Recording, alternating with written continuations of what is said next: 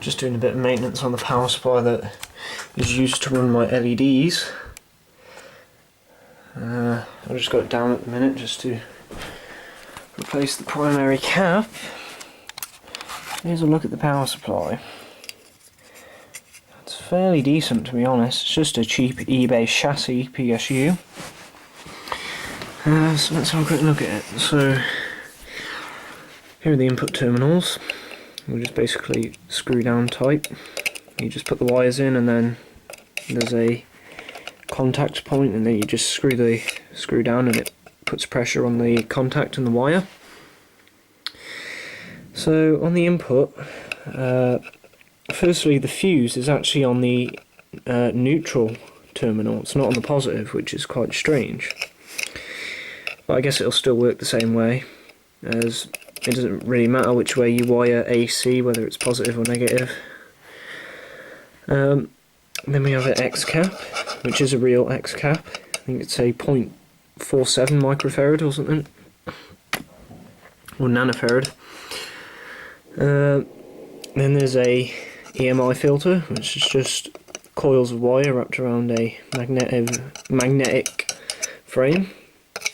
And there's actually a bridge rectifier, which I think is like a 3 amp or something. It's a tiny little bridge rectifier, but it's nice to see that they included it. And then the primary cap, Nichicon. That's the fakest Nichicon cap I've ever seen. I'm going to be replacing that with a Panasonic. That is a fake cap, that's not real, so let's get rid of that. It's probably Chang, just rebadged as Nichicon. Then afterwards it's fairly simple. There's just a couple transistors and diodes that just switch the voltage for the power FET here, which I think is a 13005 or something, in a TO22 package. That switches the frequency for the transformer, which steps down the voltage, goes through this output diode here, which rectifies it to DC, then goes through the smoothing caps and through several other filter stages and to the output. It's fairly simple, but it works well, and this thing's actually coupled feedback as well. There's an optocoupler down there. So yeah, it's a fairly decent little supply. I'm going to take it out the chassis, and by the way, the FET and the diode are actually cooled by the chassis. There's thermal paste behind these, and this bracket here pushes them against the chassis to cool them passively, which is a good little design. So I'm going to take this apart and get that cap replaced. So I've got the old cap desoldered, and as you can see, yeah, this isn't a real Nichicon. Look at the bung. That's the type of bung that's used on Chang brand capacitors. You're not a Nichicon, you're just a cheapie under disguise. Here's a real Panasonic that I'm going to be using. Have a look at the bung. That's what Panasonic real bungs look like. And this is a genuine cap. 105 degrees. Power supply rated, so let's get it soldered in. I'm just going to refresh a couple of the solder joints whilst I'm here. It's got flux on them.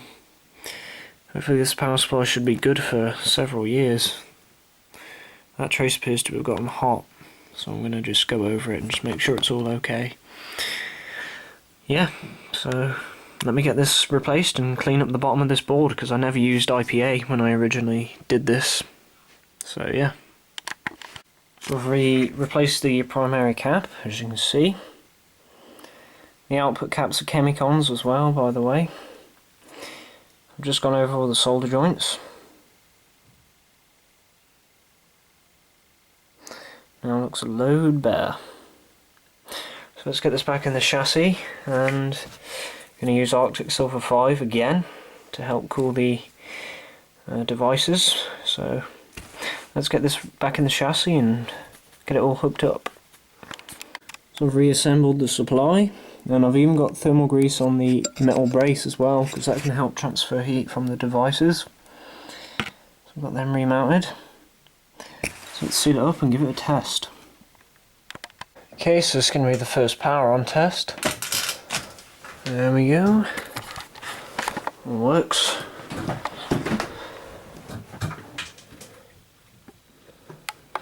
Now with a nice Panasonic cap in there.